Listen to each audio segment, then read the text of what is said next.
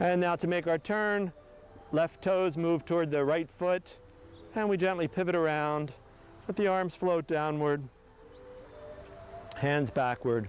We want to go now with the introductory moves here. Eventually, we would like to kind of keep an even flow so that there's very little movement, gaps between the moves. Left and right backward, left above, right below.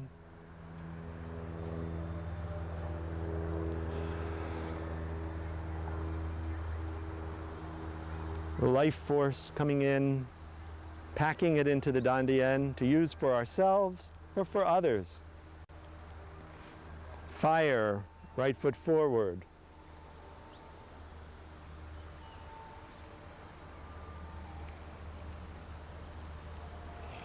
Left foot comes forward for earth.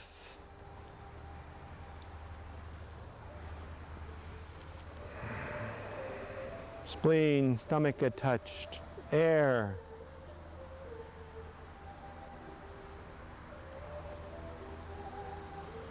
Water.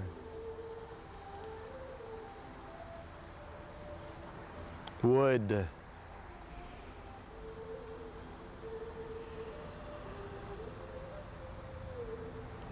And for the fifth and last time, left toes get pointed toward the right. We gently move around, hands float downward.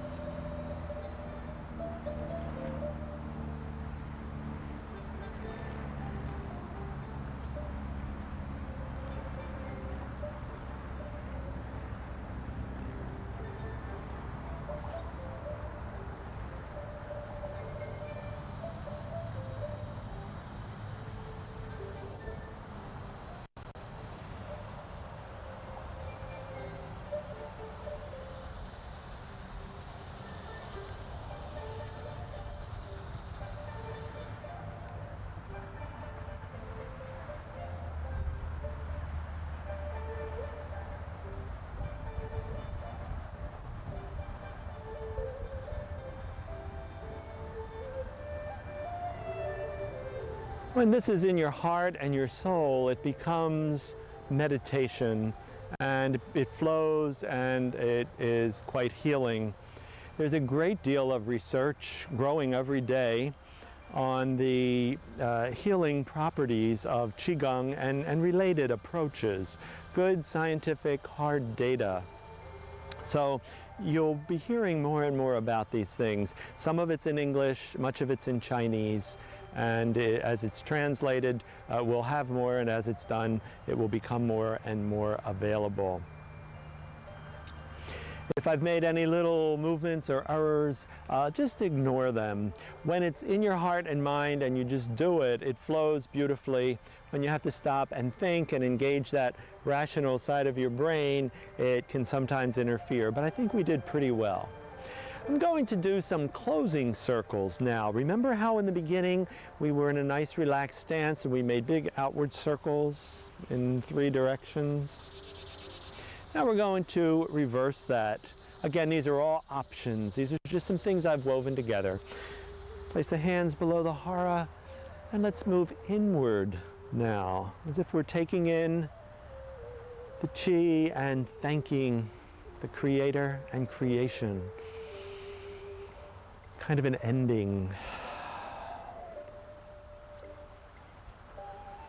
And we're just going to flow into the next set of by pivoting to my left. You'll be doing the opposite. It'll be your left. And again, we want to be able to go without a lot of breaks. This is kind of creating a circle of qi all around us. We don't end at our skin.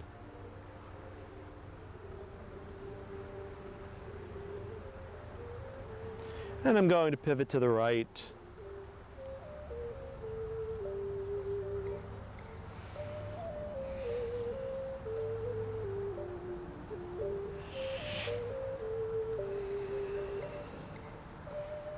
and forward.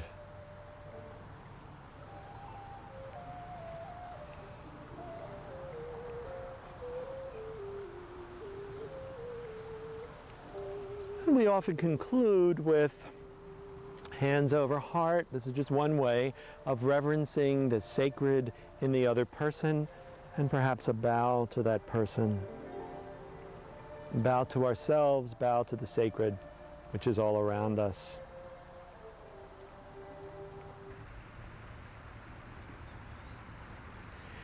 There are whole hospitals in China that use medical Qigong as a main treatment. Sometimes it's a department within a hospital or the entire hospital.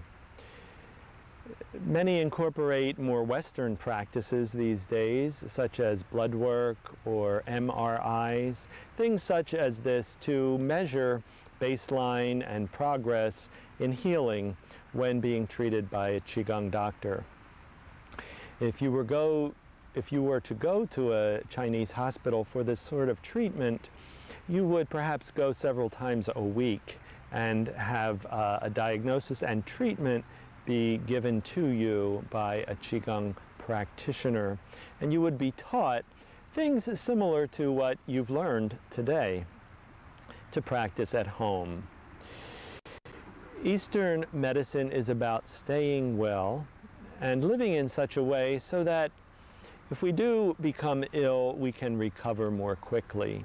A little different from the West, where our thought is to wait until it's broken to fix it. Some of the signs of progress, they may not sound that way, in doing Qigong would be some sensations which may occur. Things such as tingle, or pulse, or heat, or coolness, changes in the body as we do our work. These sensations often occur in the hands or the feet, but can occur pretty much anywhere. Once in a while, as I mentioned earlier, there may be a new bit of soreness or pain which occurs and then resolves itself fairly quickly. All of this in conjunction with your health care provider, nothing ever done beyond anything that you've been instructed to do by someone who knows you and is a professional. These kinds of things occur sometimes, these little aches or soreness, perhaps in the head or behind the eye, maybe in the area of the chest, or maybe in the dantian area, the lower abdomen. They're the three dantians, actually, or the three sort of centers of the body where a great deal of qi is. And they can sometimes be alleviated by something as simple as some self-massage. Not sliding over the skin, but moving the skin with the fingertips. It's as if deviant qi or evil qi has kind of gotten stuck and we want to open it up. If a little dizziness occurs, it may be because we've gotten a large burst of qi and we're just not used to that kind of energy. Actually, it can be a very good thing. Something is opening up, a meridian that's flowing up the back or down the front or to the hands or to the legs or to the head. And just back off a little bit. Move back a little and relax, rest a little, be a little less vigorous in your workout. As you get used to this kind of work, you'll find that things go very nicely. Much of my background is in the scientific method. About half of my doctorate and other degrees are in that sort of training. So I have great reverence for hard data, and I look for that. My mind gears up for finding those kinds of studies, and I respect that. And if you're a Westerner, and certainly in the East as well, you'll be looking for that too. Try to approach your practice with an open mind. Don't let the science stop you. Let it be what it is, a helper to take us along. Let's use it wherever we can and go beyond. There are frontiers out there that are yet untapped.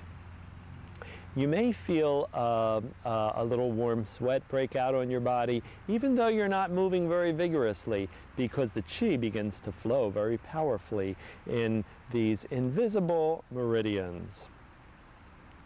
You may also experience a little insomnia if you do it too close to bedtime. So I would suggest doing it earlier in your day, or certainly a few hours before you retire. And give yourself some time after a meal, a few hours, because the digestive processes will be going on and will be drawing the blood and the qi to those organs to work there for us, and we'll be working in conflict with them if we're doing our qigong. So give yourself some time after a meal before you do your qigong. You can prepare for your practice by doing a little physical movement, some of the warm-ups we did today, or just a few stretches, very ordinary kinds of things that you may have learned in a health club or in a gym, somewhere like that. Be open, be flexible. There are many, many books around, many wonderful tapes. Be aware of your surroundings as you do your qigong, but in a peripheral kind of way. Enjoy the beauty of them, but don't let the five thieves, which are what we call the five senses, take you too far afield from your experience. Gently return to your inner experience. This is not about purely physical calisthenics kind of thing. This is about a different circulatory system. We talked earlier about the physical circulatory system, the heart, the cardiovascular system, but qi flows through another circulatory system, and we want to become very conscious of that. You also don't want to practice qigong when you're ill, particularly if you're very ill, or you want to practice qigong that will be very compatible with that, perhaps a meditating kind of qigong, or a breathing kind of qigong, so that you might be actually lying in bed, breathing in healthy qi and expelling evil qi in and out, or using your mind to send the qi to an area of the body that seems to need some help. There's certainly good evidence that this kind of practice and other self-regulatory practices speed up wound healing and enhance the immune systems, things such as this. So you can use the mind. The mind tells the qi where to go. And you can then speed up wound healing by sending the qi to the arm or the leg, or to where the stitches are, or where the break is. Always, always, always consulting with healthcare professionals so that we know what we're working with and you're not flying blind, that you get a good diagnosis. You don't want to practice in windy conditions. It sounds strange, I know, but the wind kind of blows the qi around. I gave a retreat one time, and the retreatants had me doing some qigong healing on the beach, and it was beautiful, but it really inhibited it. We had to move indoors. It was gorgeous and just an uplifting setting, but it was too windy, and indoors I could sense the qi better, could move it around, and they got better results.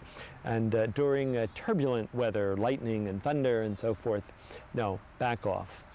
If you are a qigong healer, you don't want to treat others, as I'm sure you know real well if you're already trained at that level, if you yourself are very depleted, because you can risk burnout.